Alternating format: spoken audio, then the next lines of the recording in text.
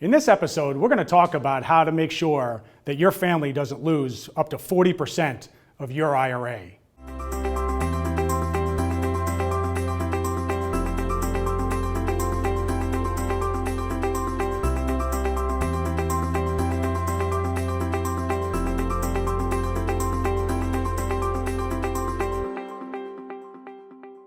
A year rarely goes by without me hearing another horror story in financial circles about another family losing almost half of their parents' IRA due to a careless mistake that was completely avoidable. That doesn't sound too inviting, so let's walk through an example of how your kids and your grandkids can make an informed decision when they inherit the IRA that you've taken your entire life to build.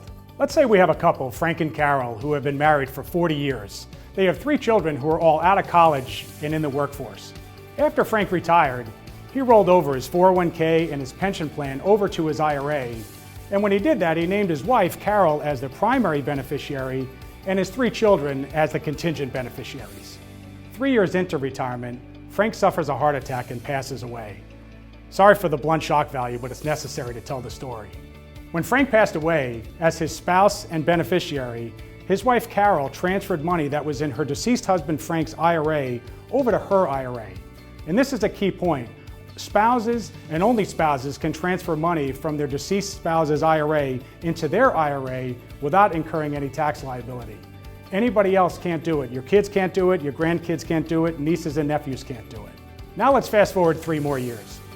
After a long and courageous battle with cancer, Carol passes away. Her children now have some decisions to make as beneficiaries of their mother's IRA. And in far too many situations, here's what we see happen.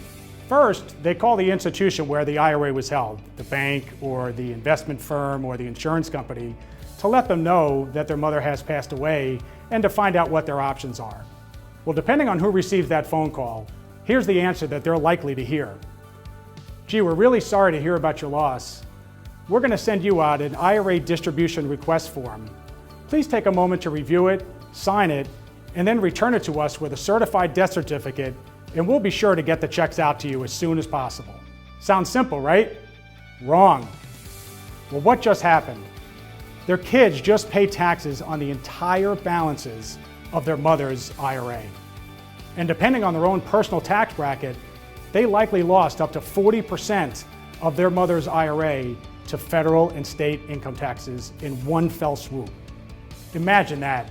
You work your entire life, you do everything right up to now, that you diligently save money your entire life, and with one phone call to an uninformed company representative, your family loses 40% of what you took a lifetime to build.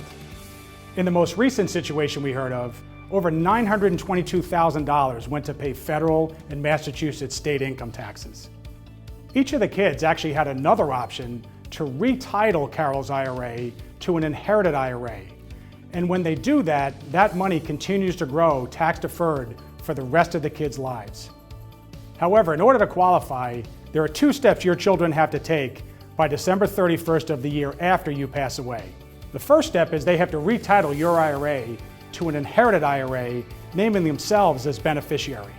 And this has to be done with an IRA custodian who will allow them to do it, and not all of them will. The second step is they have to take a small required minimum distribution from that inherited IRA, similar to your required minimum distribution when you turn 70 and a half. However, it's based on their life expectancy, not yours, so the amount that they have to withdraw and pay taxes on is much less. The key takeaway in this episode is to make sure that your family is aware of this option, because you can't do it for them before you pass away. Make sure they know precisely who to call to take care of them. I look forward to visiting with you on the next episode.